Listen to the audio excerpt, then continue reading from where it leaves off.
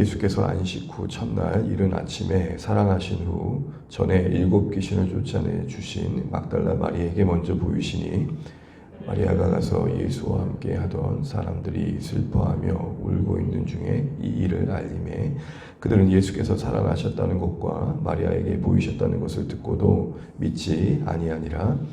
그 후에 그들 중 2 사람이 걸어서 시골로 갈 때에 예수께서 다른 모양으로 그들에게 나타나시니 2 사람이 가서 남은 제자들에게 알리었으되 역시 믿지 아니하니라.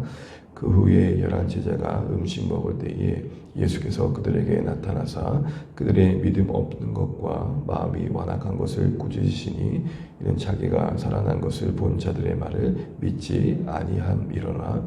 또 이르시되 너희는 온 천하에 다니며 만민에게 복음을 전파하라.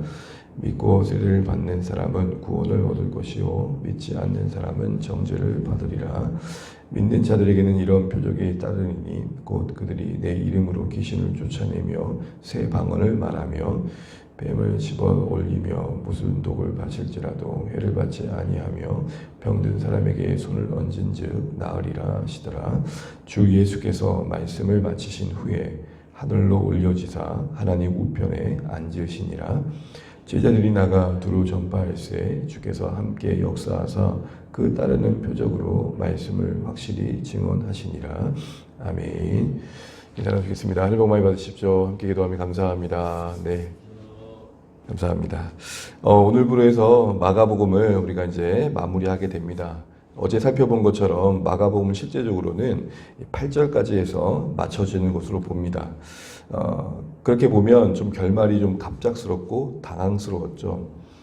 이에 대해서 많은 사람들은 8절 이하의 내용이 유실되었다라고 말하기도 하고 마치 마가가 기록을 하다가 갑작스럽게 붙잡혀갔다 이런 얘기도 합니다.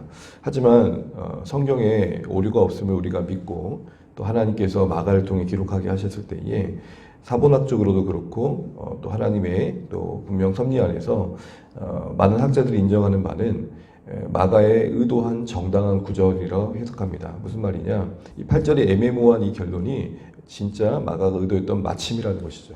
무슨 말이냐? 수사학적으로 표현상의 의도가 있다는 것입니다. 마가복음은 종종 성경에서 마가의 어떤 이야기가 이렇게 쭉 진행되는 거 보게 되면 이런 갑작스러운 시작이나 어떤 반전들이 종종 등장하는 거 보게 됩니다. 우리 소위 필체라 그러잖아요. 그 사람의 필체를 보게 되면 그 사람, 이 글을 쓴 사람이 누군지를 예측하게 되는 것처럼 마가의 어떤 기록 방법에도 그런 부분도 있었다는 것에 염두에 본다면 이 마침도 그렇게 특별해 보이지는 않는다는 거죠. 마가답다라는 것입니다. 우리가 마가복음 1장 1절에 보게 되면 그 시작이 좀 급작스럽죠. 하나님의 아들 예수 그리스도의 복음의 시작이다. 다른 복음서와는 다르게 좀 그 시작 자체가 갑작스럽습니다. 이처럼 마가의 어떤 필체나 또 어떤 평소에 쓰는 어떤 마가의 복음을 진행해 가는 과정을 본다면 이 마침도 크게 문제되지 않는다라는 것입니다. 그럼 여러분 이런 정당한 이 마침이 의도한 바가 궁금해지는 거죠. 예상하지 못한 이 결론 방식의 끝맺음의 의도는 뭘까라고 할 때 우리가 어제 새벽에 살펴본 것처럼 가장 중요한 것은 생각하게 하는 기능이 있는 것입니다. 이렇게 끝맺고 나니까 우리도 스스로 이 부활을 목격한 이후에 이 여인들은 어떻게 됐을까 궁금해지는 거죠. 놀랍고 두려워서 도망갔던 이 여인들이 이후에는 어떻게 행동했을까가 관심 가져집니다.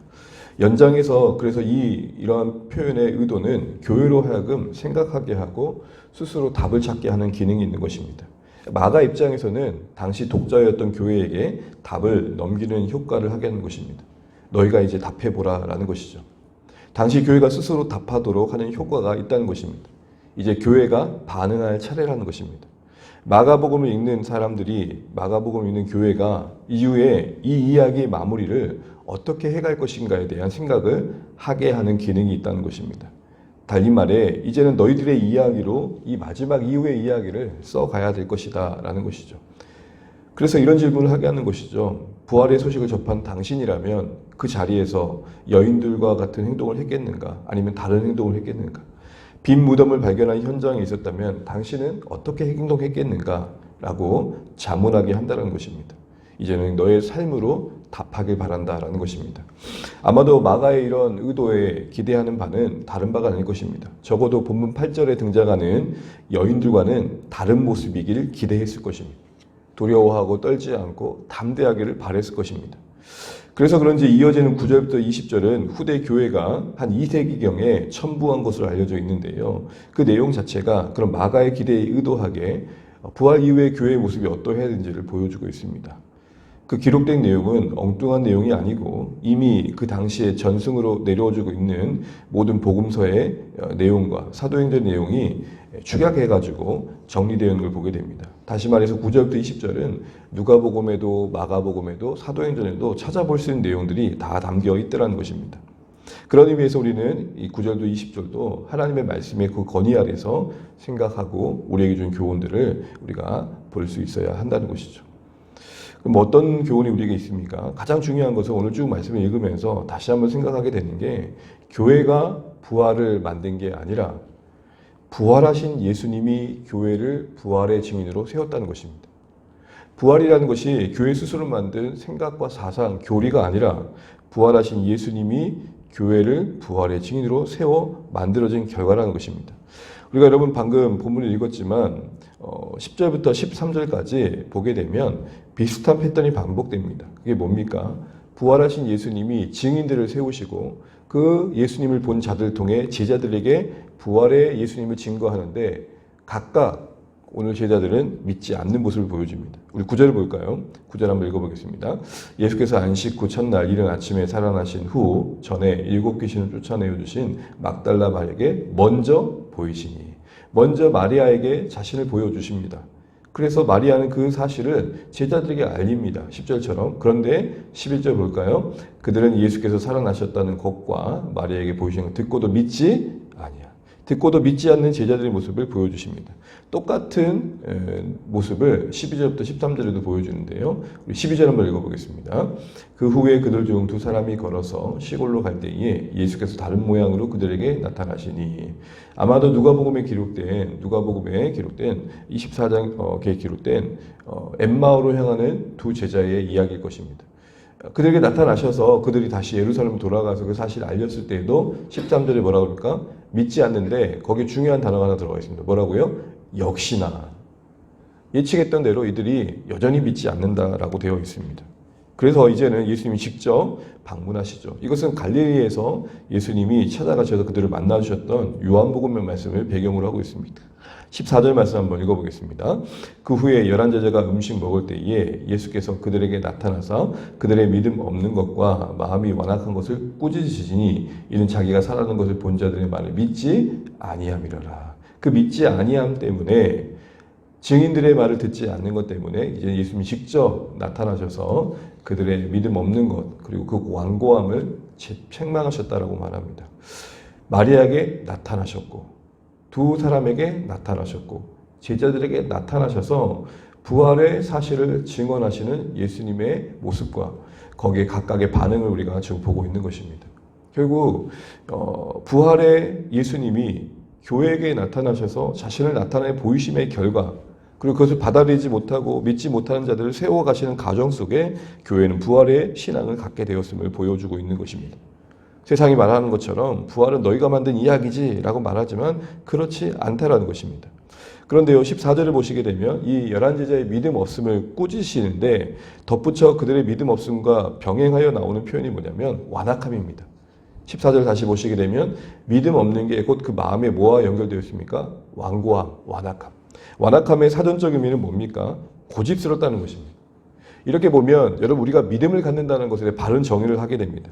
이 맥락에서 보면 우리가 믿음을 갖는다는 것은 우리 평생에 우리 경험이든 우리의 지식이든 우리 안에 고집스럽게 자리 잡고 있는 확고한 나의 세계관이 깨어지는 겁니다. 믿음이라는 것은 내가 먼저 허물어지는 것입니다. 나의 삶을 얼개고 있던 붙들고 있었던 생각의 가치관들이 다시 한번 전복되어지는 경험을 하는 겁니다. 한마디로 세계관의 전환을 경험하는 게 바로 믿음이 생기는 것입니다. 우리는 믿음하면 열심, 진심, 헌신, 뜨거움, 열정, 의지, 비전 이런 것들을 많이 생각합니다. 전혀 틀린 게 아닐 것입니다. 그런데 이 완고함이 무너지지 않는 상황에서 여전히 내 생각의 얼개 속에서 열심이 있고 진심이 있고 헌신이 있고 뜨거움이 있는 것은 참 위험한 것입니다. 왜냐하면 왜 이 완고함이 무너지지 않고 그런 드러나는 모습들만 믿음을 표현되고 있다면 그 믿음은 곧 왜곡된 방향으로 자기를 드러내는 방향으로 자기를 위하는 방향으로 필연적으로 갈 수밖에 없기 때문이죠. 이 말씀에서 보듯이 여러분 제자들이 믿음을 갖게 되었다는 것은 바로 그들의 완고한 생애관이 무너진 것입니다. 여태껏 이들은 여전히 그들이 생각하는 메시아가 있었던 것이죠. 그들이 생각하는 메시아는 정치적으로 군사적으로 그들에게 뭔가 필요를 채워주는 분이어야 되는데 무력한 예수님의 죽으심에서 여전히 헷갈렸던 겁니다. 그런데 믿음을 갖게 되었다는 것은 바로 그런 완고함과 완악함, 고집스러움이 무너지는 현장을 경험한다는 것입니다. 이런 가정 속에서 오늘 이 부활에 대한 믿음이 여전히 부족한 그들에게 찾아가셔서 세워주신 모습 뒤에 바로 곧이어 이렇게 말합니다. 15절 말씀 읽겠습니다. 또 이르시되 너희는 온 천하에 다니며 만민에게 복음을 전파하라. 14절 끝절을 보시게 되면 믿지 아니함이다 라는 말과는 어울리지 않게 온 천하에 다니며 만민에게 복음을 전파하는 모습을 보게 됩니다. 물론 우리는 결과를 압니다. 이들이 성령의 임하심과 함께 권능을 입고 제자로서의 온전한 모습을 회복하는 걸 압니다. 미리 보시고 말씀하신 바죠. 그러나 오늘 본문만 보면 믿지 아니하는 것과 믿지 않은 그들에게 만민에게 복음을 전파하라는 어떤 사명이 맡겨지는 게 사실은 언밸런스합니다. 우리는 여기서 뭘 보게 됩니까? 부활에 대한 믿음이 아직 준비되지 않은 그들에게 하신 이 증거의 맡김은 하나님의 일하심을 보게 됩니다. 놀랍게도 여전히 하나님은 우리에게 연약한 자들을 불러 깨우시고 준비하셔서 사용해 가시는 하나님이라는 겁니다. 그 조건과 자격이 완전히 충분히 갖춰진 사람을 쓰시는 게 아니라 준비시켜서 쓰시는 하나님. 우리가 뭔가 쓰임받는 사람이 있다면 그것이 처음부터 갖춰진 조건과 자격이라기보다는 그 자리에 서도록 하나님께서는 준비하시고 세우시고 그 과정을 밟아가시고 계시다는 것입니다. 여전히 부활에 대한 신앙이 온전하지 않은 그들에게 이 사명을 말씀하신 바는 결국 그런 두 가지 관점에서 오늘 이들의 준비되는 과정들이 분명히 있었음을 생각해 보게 된다는 것입니다. 그런데 하시는 부탁의 말씀이 온 천하에 다니며 만민에게 복음을 전파하라 합니다. 너무 잘하는 말씀이잖아요. 그래서 그 선포가 어떤 결과를 낳습니까? 16절 한번 읽어볼까요? 믿고 세례를 받는 사람은 구원을 얻을 것이고 믿지 않은 사람은 정죄를 받으리라. 구원, 정죄, 곧 하나님의 나라가 임함과 임하지 않음의 갈림길이 될 것을 말합니다. 이 말씀 하나가 어마어마한 결과를 만들 거라는 막중함을 담고 있는 것입니다. 그런데 특히 15절에 온 천하라는 말을 좀 주목해 보시면 좋겠습니다. 온 천하라는 것은 모든 세계라는 말도 있지만 원문은 모든 피조 세계를 말합니다. 무슨 말이냐?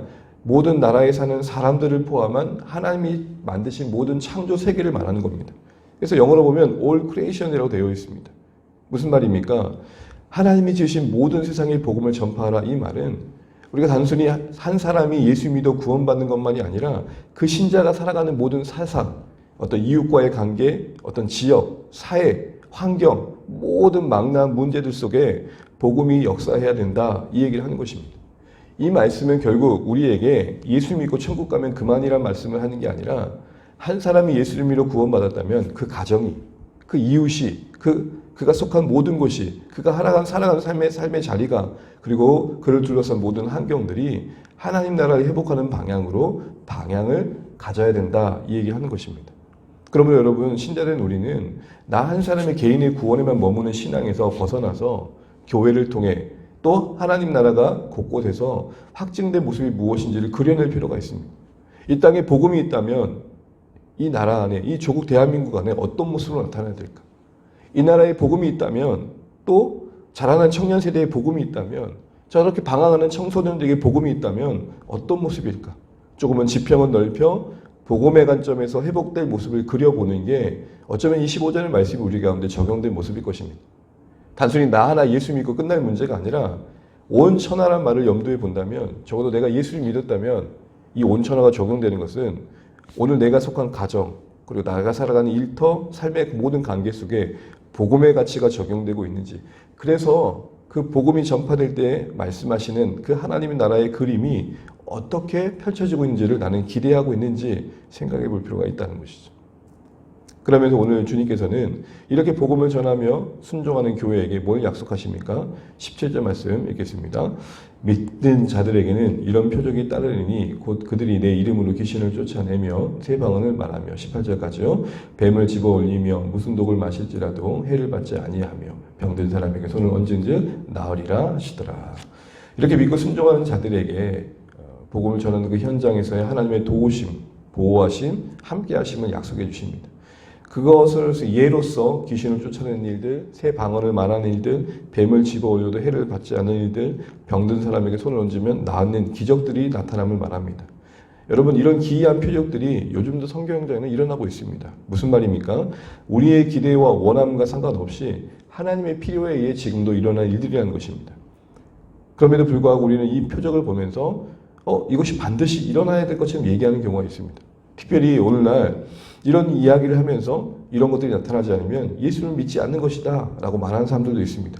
그러나 여러분, 말씀을 다시 한번 보십시오. 믿는 자들에게 이런 표적이 반드시 따른다고 하지 않았습니다. 나타날 수 있다고 한 것입니다. 하나님의 주권과 뜻하심 아래서 드러날 수 있는 일입니다.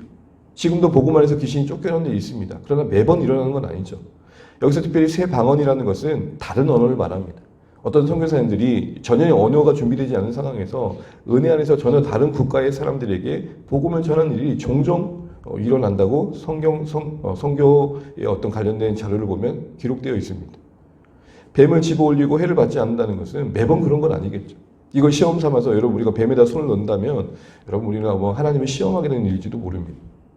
병든 사람에게 손을 얹는다고 고침받는 게 늘 일어나는 건 아니죠. 그러나 일어나는 부분들이 있다는 것입니다. 결국 여러분 이 모든 것들은 반드시가 아니라 하나님의 뜻 안에서 일어날 일들입니다. 총체적으로는 약속하시는 바가 그 나라를 위해 살고 그 나라를 섬기는 자들에게 하나님의 보호와 역사하심이 함께한다의 약속인 것이죠. 복음이 필요한 곳에, 복음이 확장되는 곳에, 복음이 확증될 필요 있는 곳에 이 역사가 따른다는 것입니다. 그래서 20절 끝절을 보시게 되면 그 따르는 표적으로 말씀을 확실히 증언하소. 그러니까 하나님의 말씀이 더 확증되는 데 있어서 필요하다면 표적이 따랐다는 것이지 매번 모든 표적이 함께했다 이 말은 아닌 것이죠. 이제는 19절부터 20절은 이렇게 하나님의 부활하신 예수님이 교회를 부활의 증인으로 세움과 함께 이제는 교회가 부활의 증인으로 살아갈 때에 그 예수님의 부활의 능력이 교회를 통해 드러남을 보여주십니다. 19절 20절 말씀이 있고 맺겠습니다. 주 예수께서 말씀을 마치신 후에 하늘로 올려지사 하나님 우편에 앉으시니라. 제자들이 나가 두루 전파할세 주께서 함께 역사하사 그 따른 표적으로 말씀을 확실히 증언하시니라. 아마도 19절 20절은 사도행전을 함축하고 있는 것 같습니다. 승천하신 이야기가 나옵니다. 하나님 우편에 앉으신 이야기가 나옵니다. 이제는 예수님이 주님으로서 등극하신 사건이 기록되어 있습니다. 이제는 교회와 세상을 다스리시는 왕이심을 보여주십니다. 여러분 말씀하심을 기억하시는 것처럼 예수님이 요한복음 14장에 자신의 승천과 함께 성령이 내려올 걸 말씀하셨죠. 사도행전 1장 8절에 그래서 성령이 너희에게 임하시면 권능을 받게 되고 예루살렘으로부터 땅끝까지 예수님의 증인이 될 것을 말씀하셨습니다. 그 일들이 지금 이루어지고 있는 것입니다. 교회가 성령의 통치를 받게 되면 증인이 된다는 것이 오늘 기록된 말씀을 통해 나타나고 있는 것입니다. 교회가 왕이신 예수님의 통치를 받고 있다는 것이 무엇으로 드러나는가 할 때 그분을 증거하는 것으로 나타나게 되어 있다는 것이죠. 다시 말해 교회가 하나님의 통치를 제대로 받고 있다는 것은 교회의 존재 목적에 충실한 것으로 나타나야 한다는 것입니다. 교회가 그 부르신 바 그 목적과 부활의 증인되게 집중할 때에 하나님의 도우심을 경험하게 된다는 것입니다. 여러분 우리가 엉뚱한 방향으로 가고 있으면서 기도의 응답을 기대하면 안 된다는 것입니다. 우리가 엉뚱한 생각을 갖고 교회를 세워가면서 하나님 뜻이 하나님 능력이 나타날 것을 기대하는 것은 앞뒤가 안 맞다라는 것입니다. 오늘 말씀하신 바의 핵심은 그겁니다. 복음을 위해 복음에 집중하며 살아가는 교회가 이 땅에 계속될 때에 하나님의 능력은 나타날 것이다. 이렇게 말씀하시는 겁니다. 이런 의미에서 본다면 교회가 영혼의 깊은 관심을 가지고 애쓰고자 할 때에 그곳에 활력이 넘친다는 것을 알게 됩니다. 하나님 뜻을 이루기에 애쓰는 그 현장에 하나님이 주시는 기쁨이 임하고 은혜가 임하고 말씀이 열매 맺는 일들을 보게 된다는 것입니다. 이런 관점에서 우리가 마지막으로 이 마가복음을 보면서 우리 교회가 나갈 고민을 다시 한번 생각해 보게 됩니다. 새로운 질문이 아닙니다. 어떻게 하면 주 안의 교회가 교회의 존재 목적, 그 나라를 증거함과 부활의 증인됨에 집중할 수 있을까? 우리 모든 성도님들 한 분 한 분이 이 생각에 마음을 모을 때에 오늘 이렇게 19절 20절처럼 주님께서 함께 하시는 역사들을 우리가 경험하게 된다는 것입니다. 교회의 모든 사역과 방향과 시스템이 어떻게 하면 교회의 존재 목적을 실현하는 데 집중하는가라는 것이죠. 특별히 오늘 한 주간 우리가 와락을 앞두고 이 부분을 좀 더 기도해 보면 좋겠습니다.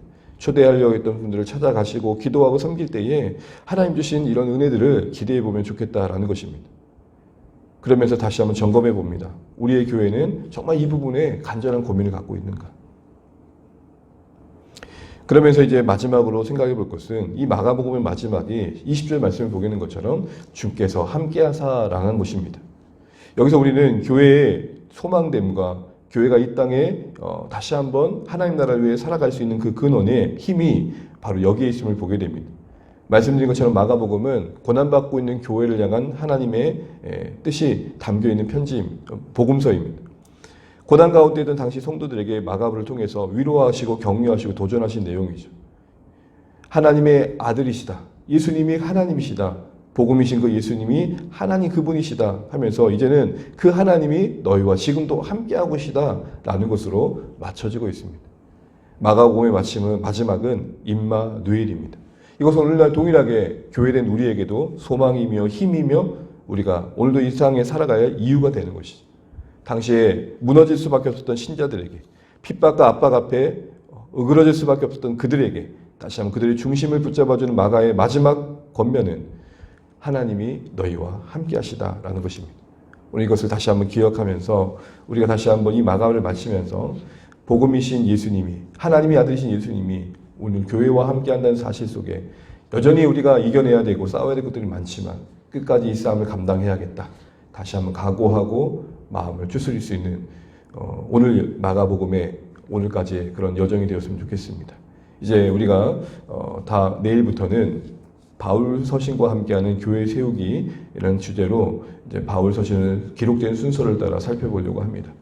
말씀을 통해서 주시는 교훈 속에서 이제는 우리가 복음이 가리키는 방향으로 가야 할 때에 교회가 어떻게 세워져 가야 되고 교회가 어떤 은혜 가운데 있어야 되는지 무엇과의 싸움에서 승리해야 되는지를 살펴보면서 정말로 하나님의 말씀이 주 안의 교회를 한 걸음 한 걸음 세워가신 것들을 경험하면 좋겠습니다. 그래서 우리에게 그런 기대와 소망 가운데 계속되는 말씀이 여정되었으면 좋겠습니다. 이제 다시 한번 마가의 마침이 주께서 함께 역사하셨다는 사실을 기억하시고 오늘 이거에 우리의 소망을 두고 우리의 믿음의 여정을 또 우리 주 안의 교회에 함께하는 이 사역의 여정을 끝까지 잘 감당해 갈 수 있도록 기도하시는 또 오늘 이 새벽 되시기를 주님의 이름으로 축복합니다. 네, 찬양하겠습니다. 찬송가 516장입니다. 찬송가 516장 찬양드리겠습니다.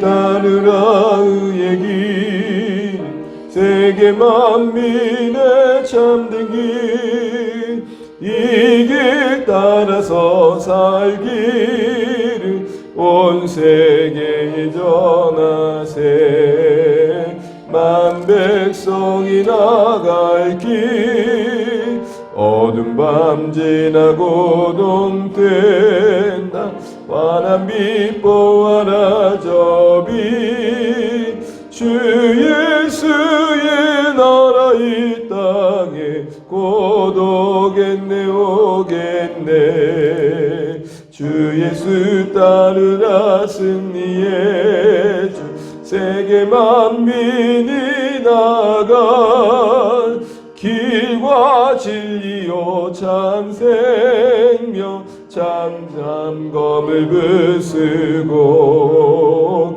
다 따르라와 평화 어둠 밤 지나고 동된다 환한 빛 보아라 저비 주 예수의 나라 이 땅에 곧